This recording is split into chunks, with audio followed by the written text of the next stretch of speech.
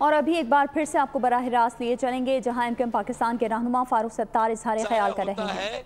इल्जाम जवाबी इल्जाम, इल्जाम जवाबी इल्जाम। तो मैं सिर्फ ये कह रहा हूं कि क्या आज हम इस पार्लियामान को आगे चलाने के लिए कोई रास्ता निकाल सकते हैं? क्या स्पीकर और डिप्टी स्पीकर के साथ बैठकर हम कुछ लाए अमल, कुछ ज़ाब्ता तय कर सकते हैं? हम अपना एहतजाज करें, भरपूर करें, नारे लगाएं, सब कुछ करें, लेकिन क्या और जो इल्जामात हैं उस पर खड़े रहें? हाई कोर्ट से अगर पिटीशन मुस्तरद हो गई है, इलेक्शन कमीशन से मुस्तरद हो गई है, तो ट्रिब्यूनल में जाकर जाहिर है कि जो हमारे पास ऑप्शंस अवेलेबल हैं उन्हीं को एग्जॉस्ट करना है। उन ऑप्शंस के अलावा हमारे पास कोई और ऑप्शन नहीं है। हम पाकिस्तान से बाहर नहीं देख सकते, हमें पाकिस्तान के अंदर ही देखकर इन मसाइल का हल निकालना होगा। मेरी गुफ्तगू का एक पहलू तो ये था।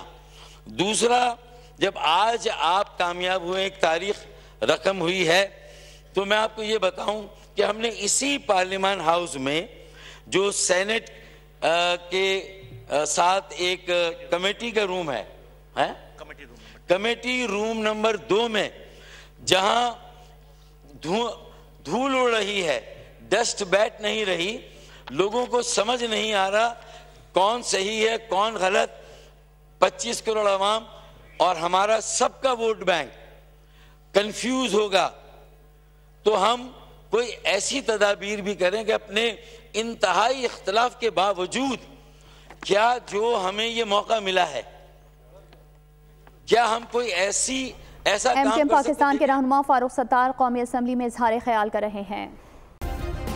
सब्सक्राइब करें और बेल दबाएं ताकि कोई खबर रह न जाए।